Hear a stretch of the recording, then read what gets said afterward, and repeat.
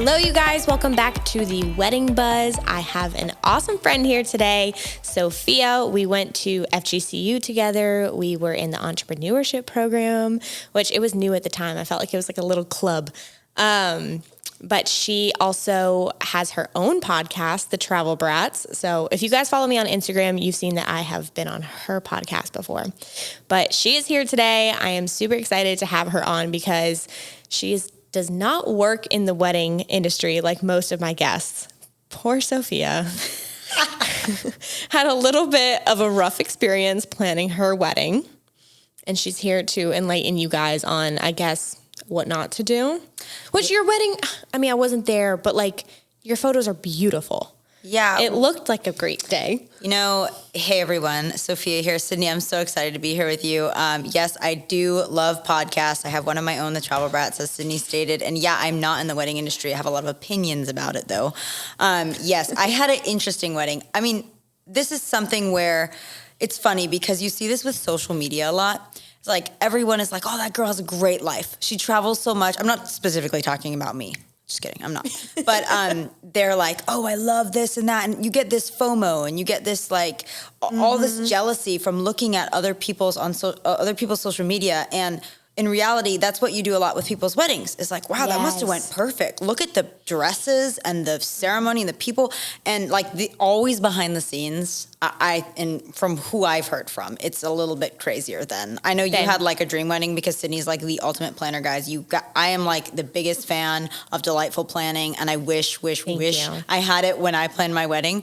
But yeah, I wanted to do a tell-all because when you and I got on our first call, we literally talked for like 2 hours in the middle of the night about just like life and like the weddings and the whole situation. The middle of the night too. Literally. And so I wanted to come on and just be like, hey guys, this is the reality of a wedding. This is the reality of planning it. This is the reality of the time frame and the situation and all the people involved in it. And like, these are things that I really, really wish I knew because I got married, engaged in December and married in June. The following June. So I had like 6 months to plan a wedding, and there were so many things I didn't know. I have been doing a lot of bridal expos and whatnot, and as every bride that passes by, I'm like, oh, like when did you get engaged and when's the wedding? And they're like, a lot of people are planning in like I feel like it's like 6 months or like 2 years. I'm like, yeah, it's either like really short or really long.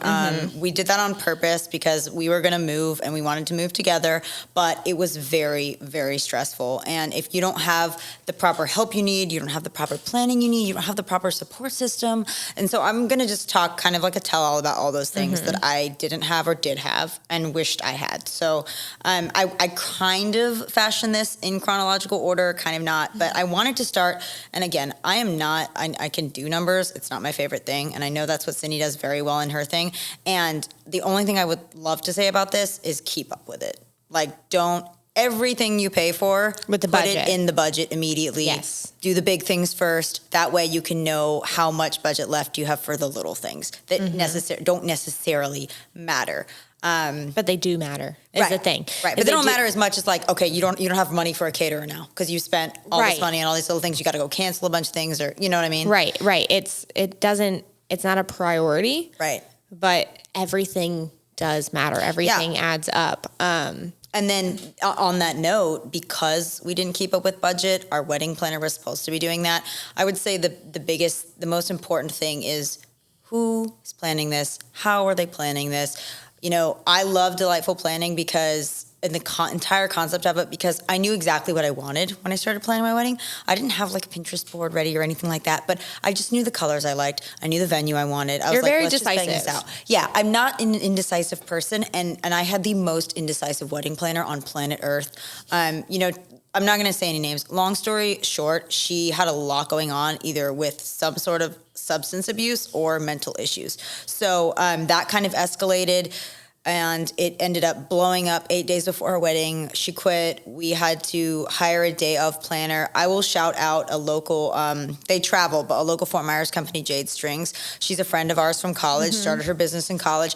I called her because I was like, hi there, I know you're out of the country right now, but do you have a wedding planner that I could use on the day of my wedding? And she's like, oh, my main girl, Lexi, like huge shout out to Lexi. She's like, she's a day of planner. She's awesome. Like just text her. I actually think for once in her life, she's free in this coming weekend.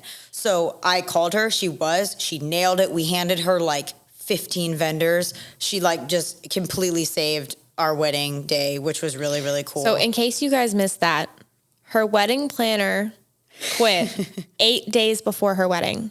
Yeah. So 8 days before your wedding, when most brides are, trying to de-stress, Sophia's like, wedding planner running around was gone. Like a headless chicken, screaming at people, calling people. Like I called one of my bridesmaids who had done like wedding coordination for a hotel in Sanibel, and I was like, I don't even want a wedding planner. I'm gonna do it all myself on the day of. And she's like, are you an idiot? And I was like, at least Danielle, she's very honest. She's like, you're an idiot. And I was like, no, I'm so sick of this entire process. Wedding planners don't even know how to do their job. I'm just like at this point angrily grouping all wedding planners as terrible. I'm just being a brat. And the Travel Brats guys, check out our podcast. I'm a brat. We do the Travel Brats. But anyway, so I was freaking out and she's like, listen to me. Like, shut up. You needed planner for the day of your wedding. I don't care what you think. Especially if you were planning on having somebody. Yeah. Like it's not for the months before your wedding, you weren't planning on not having a planner. No. So you didn't have everything in place the way that you would have if you didn't have a planner. Yep. And I think a huge problem for me was that we hired again, I love I love the affordability of your service too, because like we hired a wedding planner for a couple $1,000s. She was on the cheaper side than the other ones that I'd looked up, heard about, from referrals on how, or basically feedback on how expensive they're supposed to be. And, you get what you pay for. She lied to us. She'd never done a wedding over like 100 people. And this was a big wedding, and I wanted it fancy, and I wanted this and that, and she like had a mental breakdown. So that was something that you really have to take into consideration. She was a recommendation from one of my professors in college. And this professor was the hardest class I'd taken in college. And so I thought, oh, this lady's picky. She's on it. Like, she'll have a good wedding planner. She had a really relaxed, it was cute, but it was like, really relaxed, small wedding, very easily manageable. And we had a lot of people and a huge venue and lots of moving parts, all separate vendors. And our wedding planner, I almost said her name, our wedding planner was taking care of so many things. She was taking care of like cutlery and the tablecloths. And so all of that got dropped when she left. So 8 days before the wedding, we are calling companies. We are trying to figure out numbers. We are like trying to rent things from random places, seeing if the venue has it. It was like a nightmare on wheels. My mom is the MVP. She is like, she could be a wedding planner. She is very just calm and like collected. She came down early. My aunt, who was my maid of honor, came down early, and we like got things together with Lexi, the day of planner that we used. So, if I learned anything from just the general experience with Megan, it would be to take recommendations from people, but also go read reviews. Like I'm like the one person in our demographic, I feel like, that doesn't go on like Yelp and read reviews. I do word of mouth only, and like people are different. Yeah. You've said it on podcasts. Everybody has a different vision for their wedding. So mine was not her vision. And you use Delightful Planning and a day of planner as a venue coordinator. If I could have redone it, I would have done that. And if she's not doing what you want and she's not listening to you, fire her. And that sounds really mean, but it is your wedding, guys. You're only doing it once, okay? Some people do it a few times, but the intention is to only do it once. The goal is to do it once. The goal, I'm not doing it to get, hell no. I love my husband, but also if I didn't love my husband and he died or something, I don't know if I'd ever get married again after this experience. But, just take recommendations, read the reviews, use a planning service like Sydney's, get a day of planner or coordinator. A lot of venues have a coordinator. And if they're terrible, don't feel bad to just let them go. I mean, we kept trying to make it work. We kept trying to make it work. And I was like, I'm so fed up with her. We kept trying to make it work. And it wouldn't work. Yeah. She wouldn't listen to me. She took forever to do things. She would there'd be weeks at a time where I'd try to message her and she wouldn't get back to me for like 2 weeks. And then I'd be like, hey, Megan, I really need you to tell me what we're doing with this. And she'd be like, my friend died like 3 months ago. You need to stop. And I'd be like, okay. She just sounds like very unprofessional. Oh yeah. I mean, that just seems like a crazy Well, speaking of unprofessional, it flows into our next point, which was save the dates. This is where, again, we got engaged in December. We sent the save the dates out in January, or that was the goal. We were getting married in June. She basically has this lady off of like Etsy or something design them. And then she tells me, I said, where do I need to print these? Are you going to do it? Like, how are we going to do this? She's like, I got it. I said, are you sure? Like, do you want me to come or like figure this out? And she's like, no. So she comes to our house and she's like, we're going to combine our next meeting along with like packaging some of these save the dates. Yeah. So she's like, we'll print the addresses on the outside. We'll print the save the dates. And then we'll have our meeting. She comes to our house with pieces of paper that are like unevenly cut. The backs of the envelopes, which are like see-through, really cheap envelopes, have like sideways printed addresses on them. I'm like, what is this? Like third grade arts and crafts? But my husband and I had an argument that morning where he was like, you are too mean. Like with customer service people, you need to be more patient. You need to be nicer. And so like after like that huge argument, could not say anything to her. I was like having an inside meltdown for like an hour while we're packaging these things. She's talking to us. Mike's making small talk with her. I'm like not speaking. I'm just like packaging these. She leaves halfway through and I just completely start freaking out. I throw everything in the trash. I'm like, I am not like sending these out to people. Why did she leave halfway through? Oh, because she was like, oh, you guys got to go in our meeting's pretty much done. We covered everything. So I'll let you guys do the rest. And we're like, thanks, great, bye.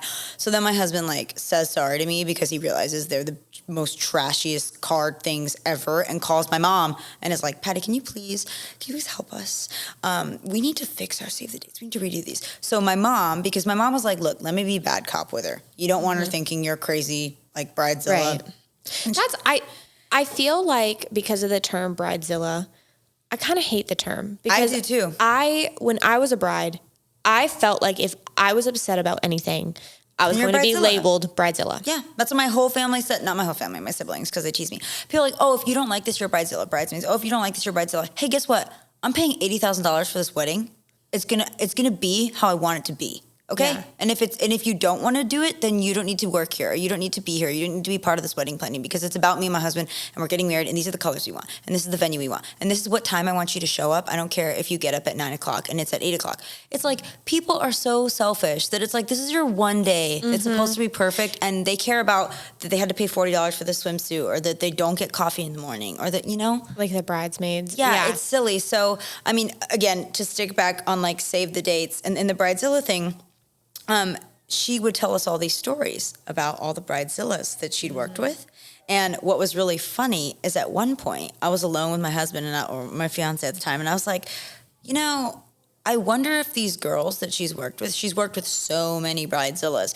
Are they bridezillas or is she literally the problem in every single one of these weddings? We were her last wedding. Oh. Yeah. And I was like, I wonder why we're her last wedding. And I know, yeah. Like obviously, I think everyone should be nice and have be nice for customer service and blah, blah, blah. But I do think that brides get labeled as a bridezilla if they speak up, and then it causes people to be afraid to speak up. And then that's not fair. It is because it is your wedding day. Right. And I didn't start getting stressed out until things started going wrong. Yeah. I mean, you got engaged in December. This was January. Yep. At the beginning, we had these nice meetings with her where I was like, oh, this is so exciting. This is what we want. And she seemed really cool. Really nice. I got on one phone conversation with her before I hired her, and I called my husband, and I was like, she seems super chill. She seems like she knows like the industry really well, and she seems like she'll be perfect. Oh my gosh. Don't ever get on a 5-minute conversation with someone and just assume that the first impression is everything. So when I was looking for a wedding planner, I remember almost feeling like I was being interviewed. And like I had to remind myself, like, no, you're interviewing them. Yeah. Like you're hiring them for a job. Like, this is their interview, not yours. That's the thing is I was being told what I wanted. And I was like, no, I don't want that. And then because she didn't listen, she'd be like, you're so cute. You don't know what you want. You're all over the place. And I was like, Megan. That's like, Megan, I've been telling you the same thing for the last 3 months. So can you please listen? At one point I had to tell her shh, be quiet. Stop talking. Because you never listen. And my husband was like, oh my gosh, because he knew that I was starting to develop an attitude. So he knew what he was getting into. Right. Yeah, he knew. Well, he knew that because I was so frustrated, I was having an attitude. So he knew that she was in the wrong a lot, but he was like, you've got to be nice to her. You've got to be nice to her. And I was like, okay, but she never listens. So I don't know. So after that one time I told her, you never listen to me. This is why we're not getting anything done. then she would like talk to my mom and Mike, and then she'd be like, oh, is Sophia going to be there? Okay, hi, Sophia. So then when she'd call me, instead of being like, hi, Sophia, she'd be like, hi, what do you want? What do you need? And, just kind of over-exaggerating, like, you said something that was kind of offensive that one time to me, and now I'm just scared of you. So it's like she was very immature. And here's the thing where it fell apart is it is really about you're a professional, and it's about your career, like your job. Mm-hmm. And like for wedding planners, you've got to be professional. And like she had started screwing things up, like the save the dates. My mom played bad cop, asked her to refund the money, and we were going to buy our own save the dates. She said, please just refund the money for all of this mess. We're going to buy our own. Do you know where she got them printed? Like literally the local printing store. She used regular paper. It wasn't even like card paper. Probably cards. Bought envelopes from the dollar store or something. I've had cards printed from like Office Depot, Staples. That's what I'm saying. You have to pick the nice paper. I mean, I've paid extra for like the nice cardstock, but even doing it that way, I've had some nice things printed. So I'm like, where the heck did she get this printed that was that bad? Even the actual print, like this is the day, this is the time, Sophia and Michael, it had like, it was like all like etchy, messed up. It wasn't even like a normal print on the front. I wonder if she did it at home. She probably did it on her home printer with like, you know how you can get this like 2.0 slightly thicker paper that's still She probably did it at home trying to save money. Yes. So the mistake we made was really not firing her when that happened. And then it just continued to get worse. I went out of town like a month before our wedding, 2 months before our wedding. And I was like, Mike, just meet with her. You know what we want to do. You're nicer. She likes you. And my mom too. So she kept meeting with Mike and my mom. And then the climax basically was 8 days before the wedding, we all sat down together, and I just stopped working with her a lot. I started meeting with all the vendors by myself because I was like, I'm just getting things done. Our vendors are like Lexi saved the day of the wedding, but also if our vendors weren't as good as they were, I think that it would have been a disaster. So we had so many moving parts, all separate vendors. We had a church, then we had a venue that was like 20, 30 minutes away for the reception. So I started meeting with them by myself. She didn't know that. So I like approved everything for the timeline with the DJ. I like nailed everything down with the florist and my mom. And so we meet 8 days before this wedding. And she takes first of all, she takes like an hour looking at the frames that we're going to put the table numbers in. And I'm like, Megan, I like the first one. Let's just, and we'll order that. Let's just move on to the next thing. Could not get her to move on to the next thing. And we're sitting there and wasting time and getting more aggravated. And then she looks at the timeline and she goes, what the hell is this? And I was like, this is the timeline for the reception. Like, this is how it's going to go. This is what we want. And she's like, no. She's like looking at all of it. She's like, no. And she looks at my husband and she's like, we went over this. Like, you and I, we solidified this. And I was like, well, I reviewed it and this is how I want it. And I've already discussed it with the DJ and he signed off on it. It looks good. He does 1 million weddings. He thinks it's fine. And she looks at me and she's just like, the DJ is not running this wedding. And I was like, actually, the DJ is running the entire reception and our pastor is running the entire ceremony.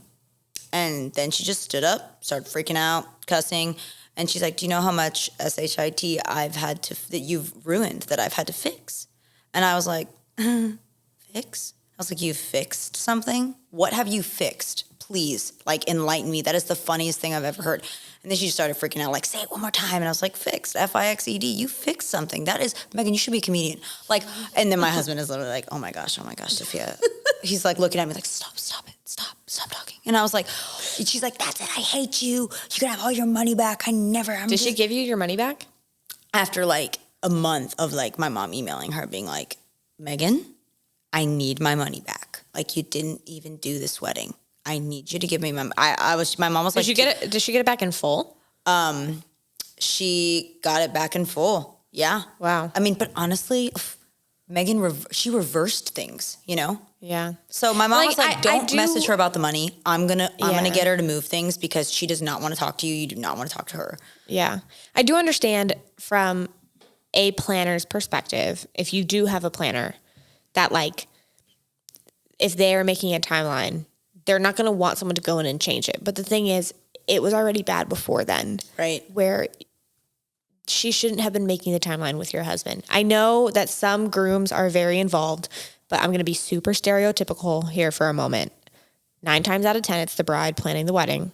9 times out of 10, it's the bride who's going to be upset if something's going wrong. Right. 9 times out of 10, the groom just goes with the flow. Playing video games with his buddies or something, and the girls are the ones on top of it. If your situation is different, great.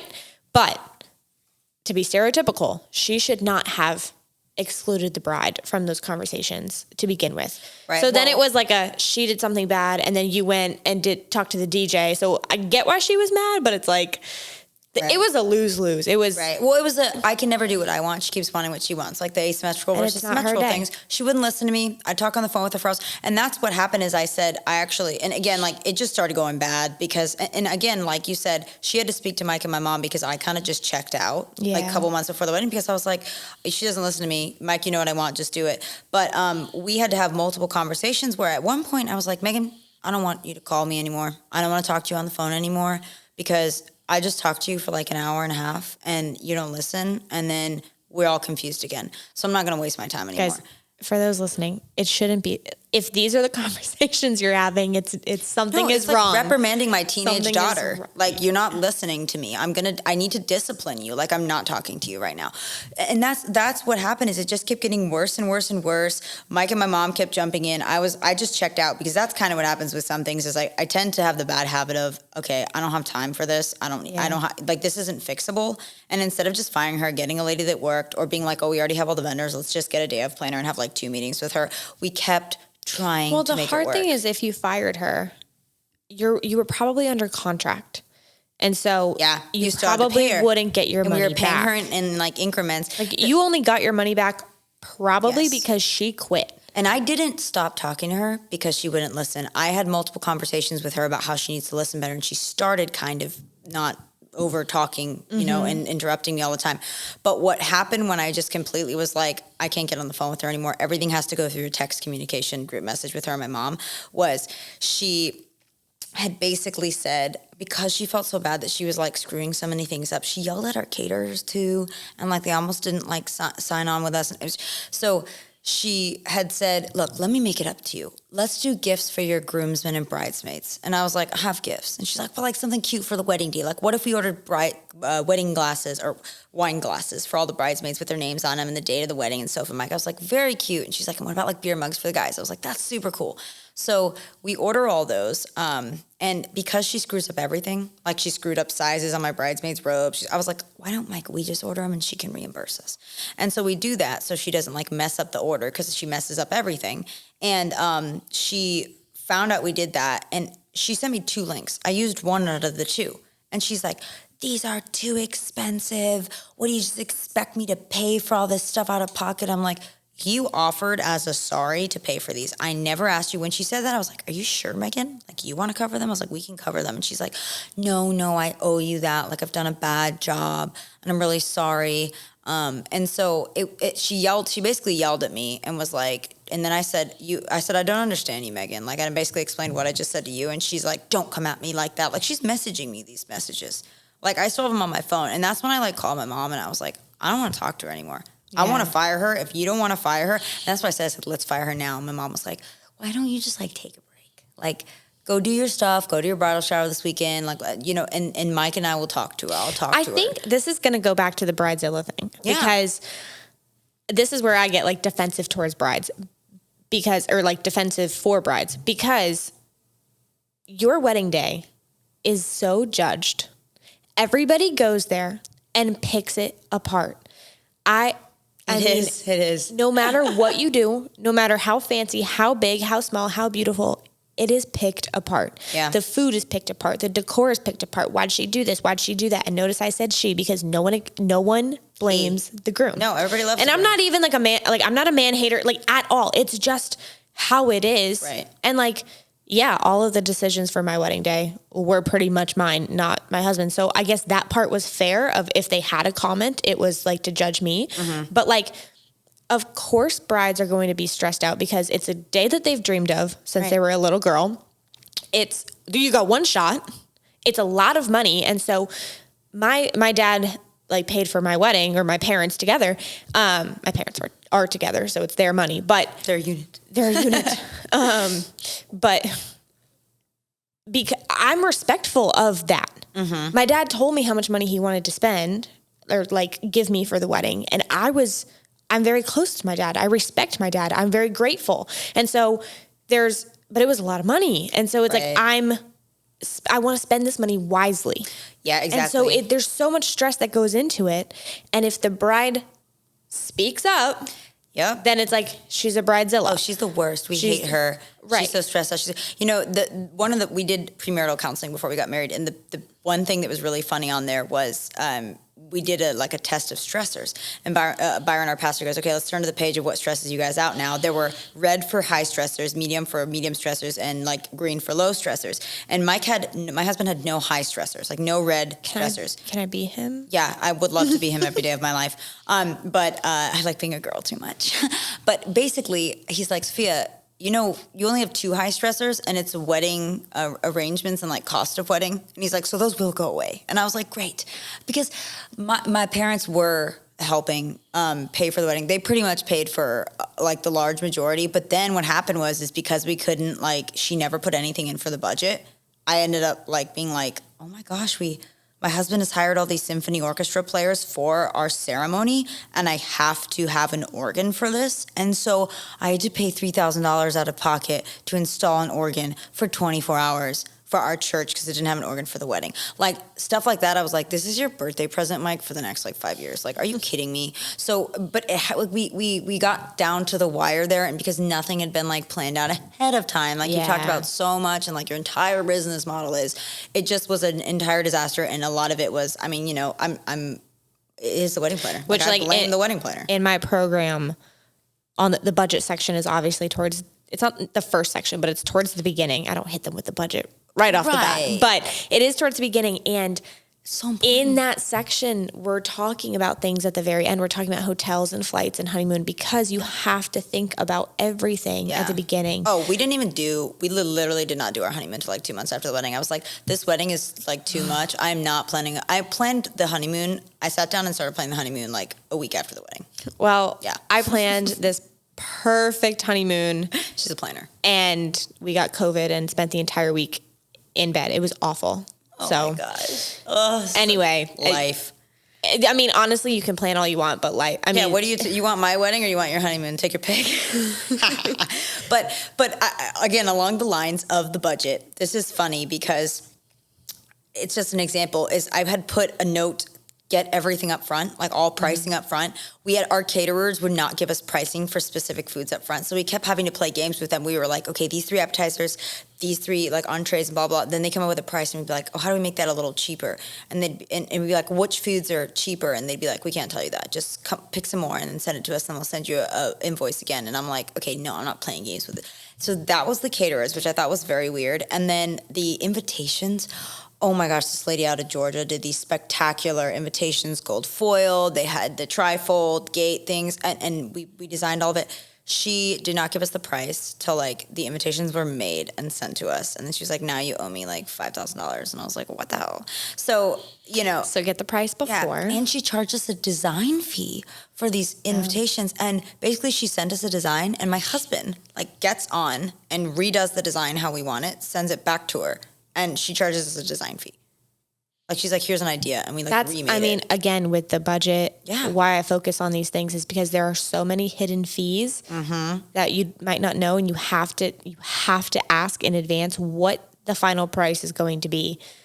Or if they can't give you an exact number, a minimum or maximum, what is it? You have to get that before because unfortunately, people don't have the same ideas as you. No, they don't. And so the last thing I'd say is we ended up saving the dates. We ended up saving the day on the dates. But we just, shout out to Shutterfly. They're easy, okay? They are. This is honestly really funny. Is a girl that we joke, stole our wedding date. One of Mike's groomsmen, his sister was getting married. And so we joked that she stole our wedding date. We were originally going to do June 9th, and she got married on June 9th. And it was before he had asked him to be in his wedding. So then we had to move it to June 25th. But honestly, there's no way we would have been ready by June 9th. So it's fine. But it was a fun little joke. We sent the Shutterfly Save the Dates out. It was fine. I'm curious to know what your opinion on this is. The only other thing I would have liked to do is do more of the link to the locations and then the registry stuff on the Save the Dates. But some people aren't ready by then with that because with everything was so back ordered. So what I say is create a wedding website from the beginning before the Save the Dates. Yeah. And put the link of the wedding website on your Save the Dates because you can edit the wedding website as you go. So I had, I did this, and I suggest everybody do this, is kind of create the framework of your wedding website of like transportation. Well, I didn't know the transportation details until like a couple months before the wedding. Nobody's going to know that. But I had a transportation page, like section on the website. And I said, transportation will be provided. I'm still working out the details. Please come back for like updates. Right. And so everybody had the link of like where to find the information from the save the date. I mean, we were engaged for like 13 months. The save the dates went out in maybe April, and then the invitations went out in like October, November. The wedding was January. So since like April, like 10 months before the wedding, people had at least a wedding website. So if they were curious, like, oh, does she have hotels or does she have transportation? They could go check the website. See, that is awesome. And same with the registry. Yep. Is like I created a baby registry, like here's the link, and I put like 2 things on there. Yeah, then you get it started. Like I would say she told us a terrible timeline too. It's like I kept thinking the whole time, we should have had the wedding website done first. There you go. And then we could have put it on there. A lot of our items were back ordered. And so, like, they came in, like, December, or, like, they got, so if we would have put everything out sooner, I know a lot of people don't get the gifts till, like, right before or during or, like, right after, but I'm like, get it done, tuck it away, put everything on my calendar. So, like, I would have liked, when you get to save the date, to be able to do that. I think my brother and his fiance did that, and it was, like, easy peasy. So that was just a note I had on the save the dates. And then invitations, I had talked a little bit about this, but just on, like, a note for RSVPing. And I know everybody does the QR codes now, but like, people say to send them out, like 2 months ahead, a month and a half ahead of time. I would have sent mine if I could have 3 months ahead of time. So I sent, this is so funny because our wedding was just so interesting, but we sent half of our invitations out from Chicago, Illinois, and we sent the other half out from Fort Myers, Florida. Why? Because the lady that was designing our invitations was in Georgia. My mom brought a suitcase full of all of the invitations that needed to be cut and fashioned together and glued and put the seals on. We did it at my grandpa's house because we were all up there for his 80th birthday. Wait, so she charged you that much and they weren't even like, she didn't mail them? Like they weren't ready to go? I said, Mom, why on earth did you tell her to drop them off at your house? And she's like, because, do you want me and Grandma to do them? And I was like, no, I want to see my invitations. I want to do them. I'm happy to do them with you guys, but I want to see them. And so she was like, fine. She brought a whole suitcase of them up. And we are doing half of these in Chicago. We only finished half because there were like 300. And then we finished the other half in Florida.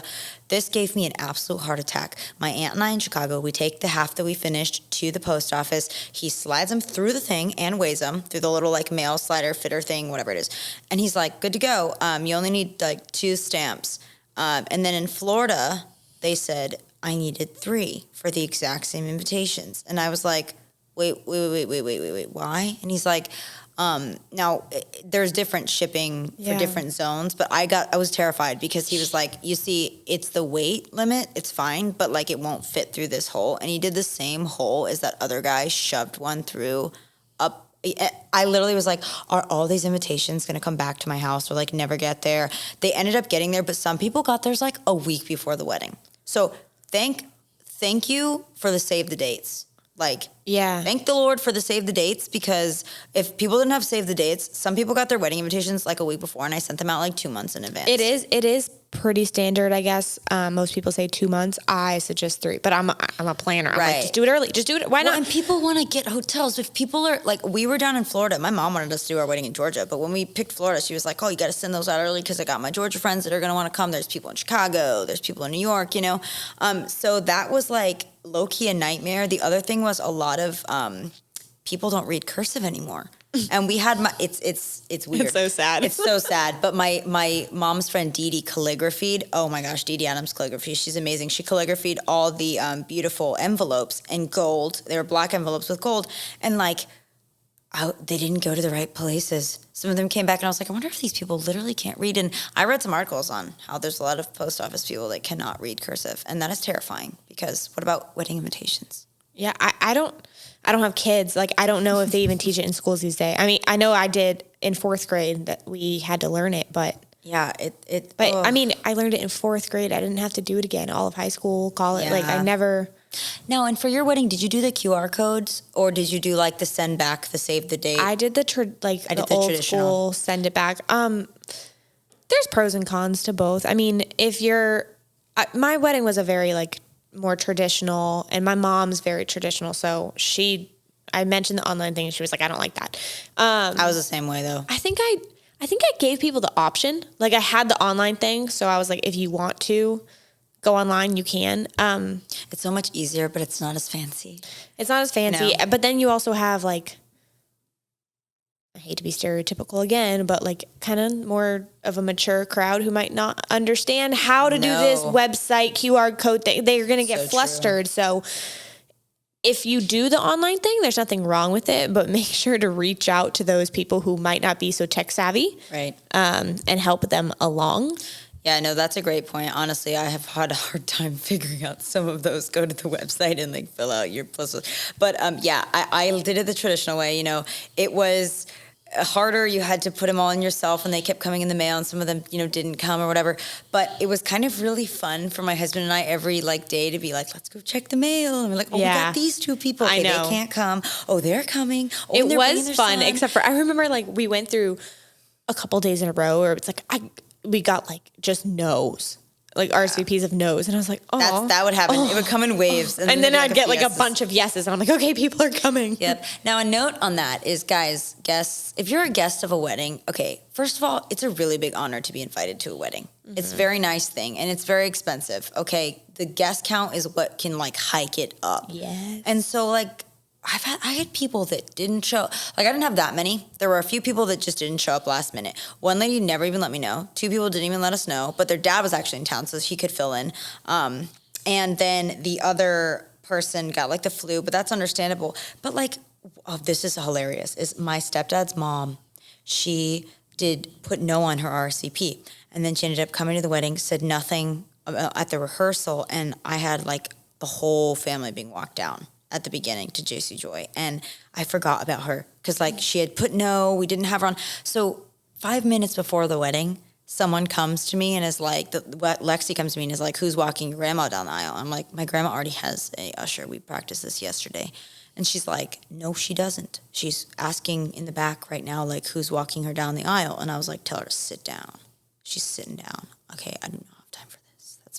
That's my terrible quote. Did she tell you that she was going to come? Like she RSVP'd? No, she sent me an RSVP back, no. And I kept asking my stepdad, is she coming? Is she coming? Because he talks to her. And she's like, I don't know. And then she came last minute. But how did you find out that she changed her mind? Like when she showed up?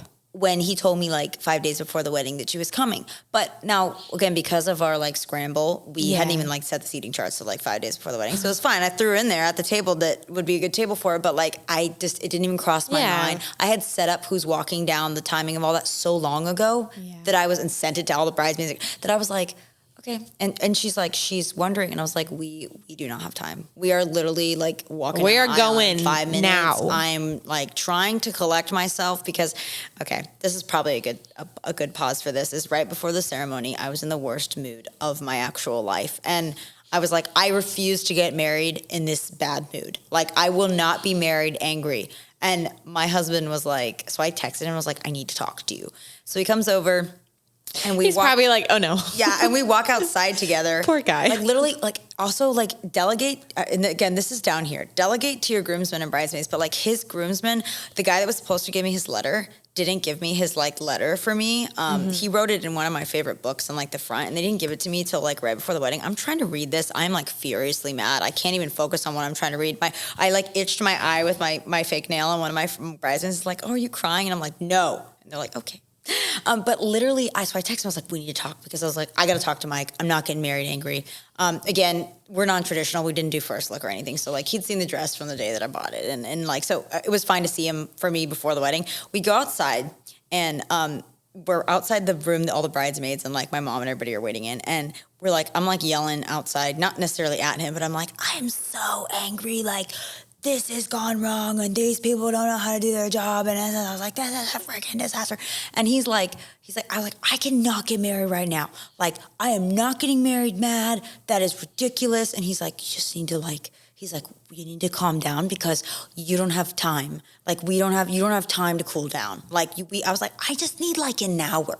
Like, I need an hour to like chill out and like not be mad anymore. And he's like, we don't have an hour. No. Like everybody's here. Like this, it's going to start. So I need you to just, and I was like, wow, like I can't, I'm so mad. So I wasn't like, I can't do this, I'm nervous. I was literally like, I do not want to remember being really pissed off. Yeah. When I walked down the aisle. I mean, one of my biggest, like something I say a lot is like, my goal is to make sure that the only tears on wedding day are happy tears, which Right.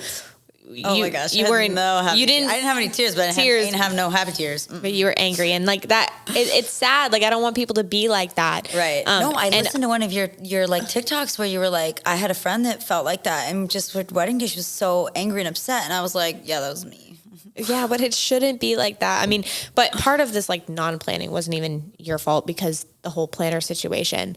Right. But yeah. Unfortunately, the wedding day, the timeline, it goes. It goes. Like, it's got to keep going. So you don't have an hour for cool down. The funniest thing, though, was we're outside, and I'm like, and also I'm sweating, and we need to go inside because I'm super hot, and I'm ruining my makeup.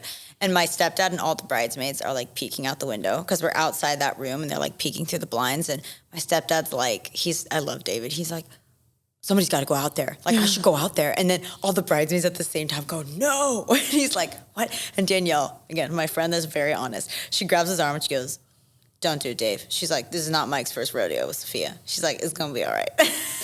He knows what he's getting into. Yeah. This is his final, like, his final out. Like, if he knows that it's now or never. Right. Like, he's like, it's now or never. Okay. He's like, you got to do this with me. And I was like, all right, I'm doing this. I'm chilling out. I'm not. But honestly, once I got down the aisle with my dad, and like got up there with Mike, I was like paying attention. I was calmer. I was in a better mood. You know, things kept going wrong. I was going to say, were you able to like look at him and yes, I was. Be happy? And it's funny because even like this, okay. The other thing, we're like flowing perfectly because now I have ceremony and the details of the ceremony. Like I love our pastor. I love him to death. He did not come to the rehearsal. Why? And again, he had just moved to do a church plant in Texas. His little kid got the stomach flu, and he texted us and he said, this is what he said. Hey, my kid's got the stomach flu. He has 3 kids and a wife, and his wife and his kids were going to drive to the wedding, and he was going to fly so he could be there for the rehearsal.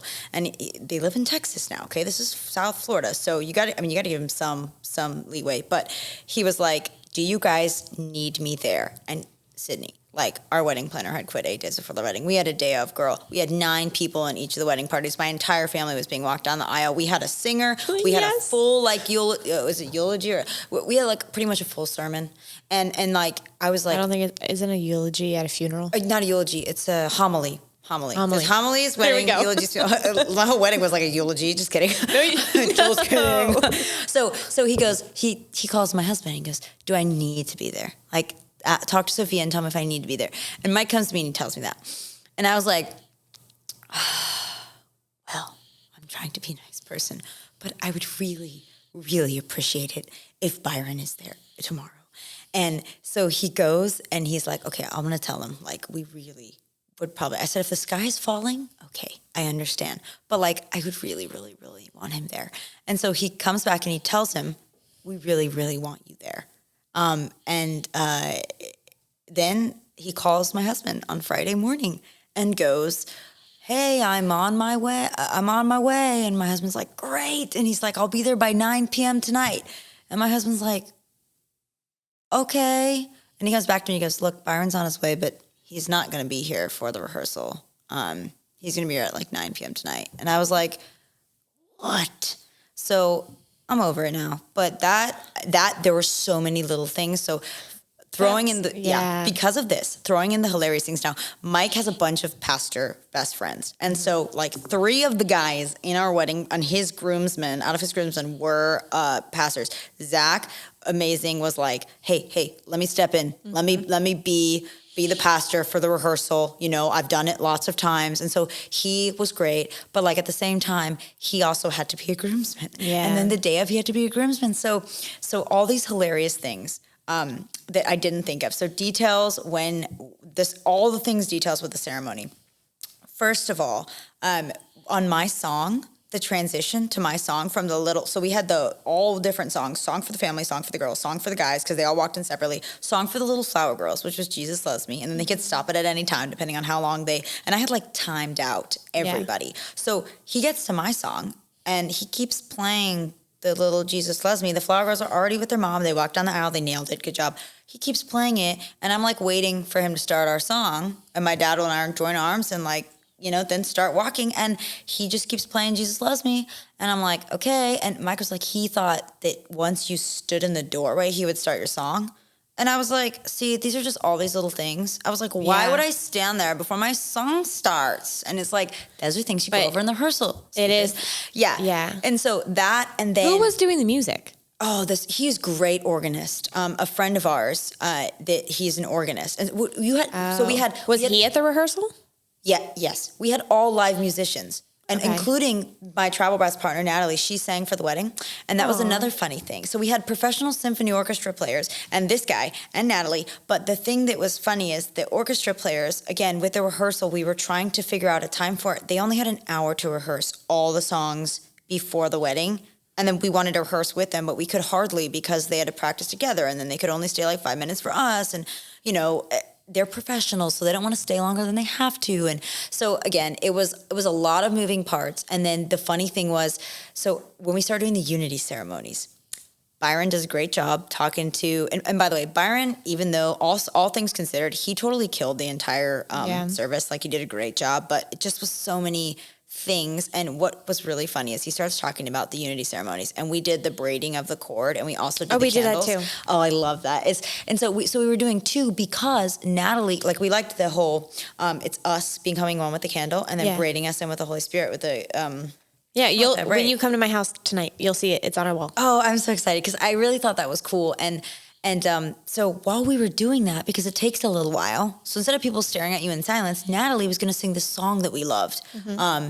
And so one of his ushers, we were like, carry your own stand. She didn't want to carry her own stand because it's more formal for like the man to bring up the stand, and she walks up and she starts singing. So I understood that, but like so many moving parts. He forgot to do that. So Byron explains it, and instead of moving it up while he's explaining it, he doesn't move it up till like, I don't know, 60 seconds after Byron's done. We already walk over there. We're like lighting the candles, and I'm looking around like, why isn't anyone starting singing? And then we start braiding the rope, and then... So I'm going to interrupt you for a second. In my program, and I think it's in my book as well, I compare a wedding to like a play. It is. And nobody would ever do a play without a dress rehearsal. That's a great point. And it's not that I want the wedding to be staged. It's that I want the little crap, for lack of better words, of this table and the candle, and that I want that to be so rehearsed. Yes, rehearsed. Yes. That it's natural and it happens so that you can be in the moment with your emotions. Because as you're doing the unity candle, you shouldn't be like, where's the table? Where's the table? Where's the table? You should be focused on like the meaning of this. And so that's where I don't want people to get confused with like, oh, you want like the ceremony and like this love and the feeling to be rehearsed. No, the feelings aren't rehearsed. But if you rehearse everything else, then your emotions can be natural and in the moment. Right, and that's what my emotions, you obviously know, were not natural. We're in the moment, but they were angry. So literally, like... I was in the moment and I was angry in that moment. My friend, so then we braid the rope. We get to the end and the little string to tie it is not anywhere to be seen. And I'm literally talking to my husband while Natalie is singing. I'm like, where is the bow? And he's like, I don't know. And I was like, that's fine. So people are like looking at us and like, oh, Sofia's laughing. And literally my friend Hannah's dad is like, why are they laughing right now? And she's like, would it be their wedding if they weren't like literally laughing right now? And I was like, okay, whatever. So then we walk back and then we're awkwardly standing there holding hands while Natalie's finishing her song. Cause like she only started it after we basically finished everything she was supposed to sing it during. And this is when you said, are you like looking at Mike? This is so funny. He's looking at me, like he's lovingly looking at me, and I'm lovingly looking at Natalie singing and like smiling at her, like, you're doing great, sweetie. This is great. And that was a funny moment. But yes, exactly what you said. It is literally a play, and you need to know the roles and the timing and everything. And like a huge thing, I think, obviously Byron missing the rehearsal did not help, but like during the rehearsal, which is so important because you rehearse the play, we had everybody that was coming to the rehearsal dinner, family, spouses, everybody in the room. and they were on their phones. They were talking to, the guys that were supposed to be groomsmen and girls were supposed to be bridesmaids. I would remove everyone and say, like, only in here right now, the bridesmaids and the groomsmen, we need to focus. There were so many people, Sydney. So that would be one thing that I would say has to be, that I would wish I redid. And then the other thing was, I don't know how you feel about this. I know you kind of checked out your venues before you kind of did it. But, like, the bouquets, again, rehearsal, no one picked up my bouquet. So in the middle of the prayer up on stage, I, like, got down in my dress and my heels, and I, like, set my bouquet on the floor, or else I wouldn't be able to. Yeah, my mom was supposed to grab my bouquet. She didn't.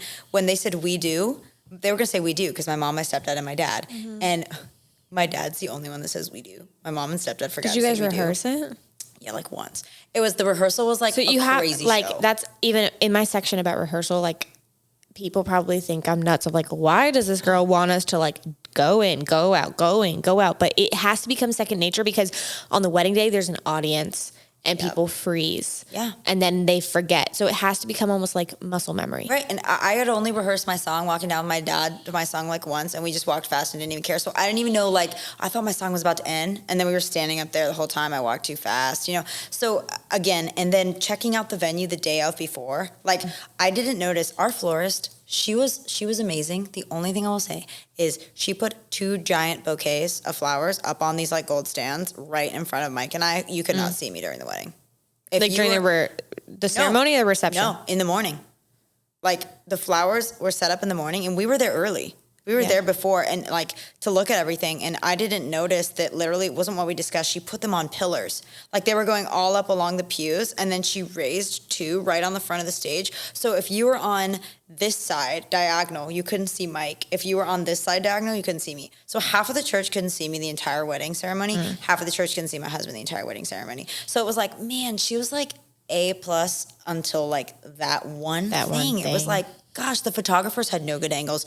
Videographers had no good angles. So anyway, again, it's being so, like you said, so specific, not only with, like, everybody in the rehearsal, but, like, also, like, I don't know if you did this or what conversation you had with your florist, but I know I found myself doing this, of saying, like, being passive, of, like, yeah, I think, you know best. Because I didn't know anything about, like, flowers or stuff like that. Because you don't want to be labeled as that bridezilla. It goes back to that, and it's, do I think anyone should be a bridezilla? Absolutely not. But you can't be afraid to speak up. And unfortunately, like, you do have to think about these things and be picky of where do you want things placed, and don't necessarily just say, oh, you're the professional, do it your way. No, because it's so true. They might really do things that you don't want to do. Right. No, it's a great point. I mean, since we're on the point of the florist, notes I would have is I was dead set on only roses. Okay, greenery makes it a lot cheaper. So we ended up finally being like, all right, we have to do some greenery. Sofia, I know you don't want a mix of red and green in the summertime, but, like, it has to be that way. And then for more expensive items, like, we ordered a carpet from her because we didn't want to buy our own carpet, even though it was, like, more cost effective. And it was like a sheet that was put on the floor. And, like, it got so wrinkled and, like, crinkled that I went through the photos that the photographers edited myself again and, like, smoothed out the carpet on every single photo. Like a runner for down the aisle? Yeah, it was like a runner, but, like, it wasn't put down well, and it got all, like, it looked like a wrinkled bed sheet, like a, So I would say do that, and then you can sell it to the florist. You can. Yeah. She literally bought her, like, gold little backdrop. Come early, check their work, like I said, and because she did put the high flowers, and then this was interesting, is we had such a different timeline because they had to repurpose all the flowers that were in this, the church to the reception. Mm-hmm. So we did all our photos, like, before with our family because they were like, you cannot be in here. We need to, like, pick up and get out. So it was a little less conventional. There were, like, people coming in uber early. I would say close the doors if you don't want people coming in, like, an hour early when you only want people coming in 30 minutes early, because we're trying to take, like, family photos. And there are people like, oh my gosh, Sofia. And I'm like, why are people seeing me right now? They're not supposed to be seeing me right now. Like, people aren't in the wedding party. Yeah. The last thing I'd say about, like, the church was we put on these super bright lights, and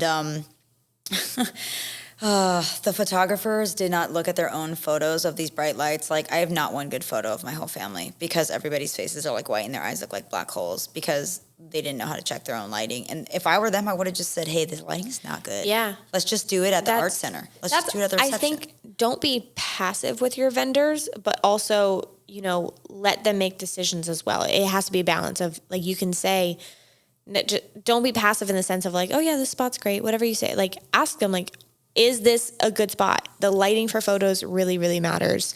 No, it really does. And again, like photography, so important, guys. You may not be obsessed with pictures, but you want some good ones of your wedding. Yeah. And like, there's one big thing I would say. Are the photographers portrait photographers, or are they event photographers, or are they really good at both? Because there's not a lot of photographers that are good at both. I do photography myself. I'm not an event photographer. I am a portrait photographer. You have all the time in the world. You have attention to detail. You can edit. So like I did not see this coming because I absolutely loved, my husband and I got our portraits done the Saturday before the wedding because it rains a lot in Florida. It was hot in the afternoon. It was June. I do love that idea of doing portraits a separate day. Right. It just makes it easier and less stressful. Now, if you're like, he has not seen the dress, then it won't work. Do it after. To each his own. Do it. Yeah, you can do it after. Schedule literally the next day. Literally, you can. And you can do it the next day. Yeah, and a lot of people do that because they still want to do the first look. So I loved our photographers. I was like in awe of the portraits they took, but I did not expect such a bad job to be done on the day of the wedding. They were a team, a husband and wife duo, and literally the wife, I feel like she didn't want to be there. I feel like she just woke up that morning and just didn't want to work.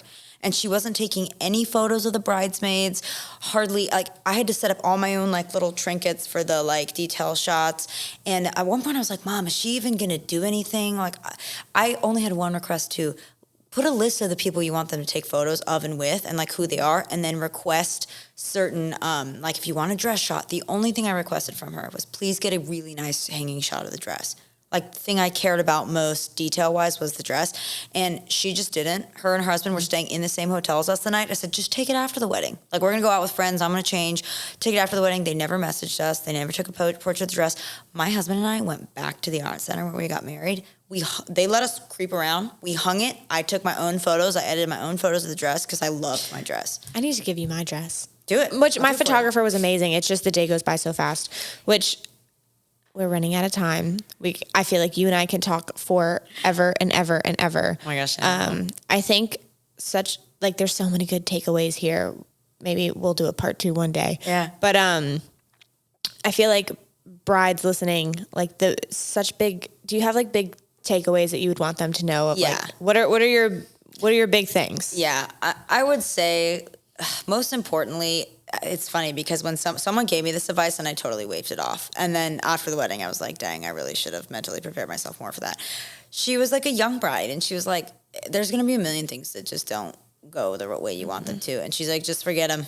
It's only one day it's happening. It's going to go by in like 8 hours. Just forget it all. And I literally, just because of my personality, I could not let go of so many things. It took me months after, which is nice because I feel like finally when I was writing up this outline for us yesterday, I was like, I've let go of a lot of these things. So it was kind of almost even hard to remember, like, what was that?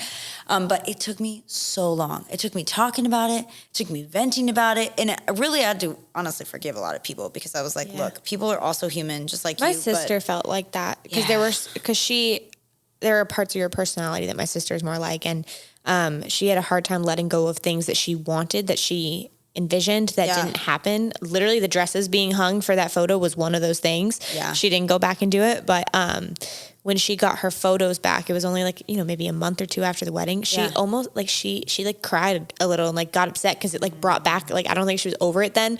Now it's been a couple years. She's over it. Right. Well, and the last thing I would say exactly to what you just said is it's like, remember the people that, because I'm on the side of the bride. Oh my gosh, I'm on the side of the bride. Like, I feel for her. People that are involved in the wedding. It's a lot of pressure. Yes. Remember, the wedding is not about you. Mm-hmm. It is not about your wedding. Now, I'm not saying that you can't, like, sit down with your bridesmaids and look at everybody's budget to make sure that everyone you want to be in your party can afford it. But at the same time, it's like you need to be there for the bride. A lot of my bridesmaids hadn't gotten married before. So again, they hadn't had that, or not gotten married, hadn't been in weddings before. Yeah. So they hadn't had that experience. But at the end of the day, like, your job is to make this as fun and as simple. So you got to go up to the bride and be like, what do you need? What do you need? I'm not doing anything. What do you want me to do? What do you need? Do you need help with this? You're not there just to have mimosas. You're there just for a party. You're not, especially if those are the guests. You're the bride's maids. Yes. Like, you're there for her. And the last thing I would say is if you're a bride planning a wedding, bride and groom, because again, my husband helped me more than most grooms would certain reasons, but certain non-selfish reasons and certain me-selfish reasons. But if you're planning a wedding, you got to think about what the purpose of it is. And by that, I mean, I guess it's the same purpose, but do I want like a big wedding and do I want all the guests to really love it and have a party? Or is it something more intimate that I want me in that? Because the bigger the wedding, the more stressful it is. Yes. The more vendors, the more stressful it is. The more venues, the more stressful it is. The more bridesmaids, the more stressful it is. The more groomsmen, the more stressful. So more is not always better. Right. More is not always better. And what is the goal here? Mine, like what made, obviously, at the end of the day, what helped me get over kind of all these mishaps was our goal was to throw a big wedding and to have everybody we knew and loved come and to make it big, not small and intimate, because we love so many people. And everybody that we talked to, you know, I could hardly even talk about my complaints because they were like, I loved this wedding. Yeah. I had so much fun. This is one of the best weddings I've ever been to, from the speeches to the ceremony to the reception, the music and blah, blah, blah. So that really helped me. Like, that was our purpose. Aside from, you know, promising our love for eternity to each other, that was our purpose, to allow people to have a good time. Yeah. And that's what we did. And people did. So we did a good job on that note, I guess. Yeah. Well, it was great having you here. I'm sure that everybody learned so much. We're going to have to do a part 2 one day because don't worry. Everyone. Well, thank you for being here. Guys, go follow her, Travel Brats. Yes, Travel Brats, guys. You can catch us at the Travel Brats, everything. Email, Instagram, all that. And we love you so much. We hope that you guys, if you're planning your weddings, just listen to Sydney. You're in good hands. Thank you. And she's a great girl. Thank you.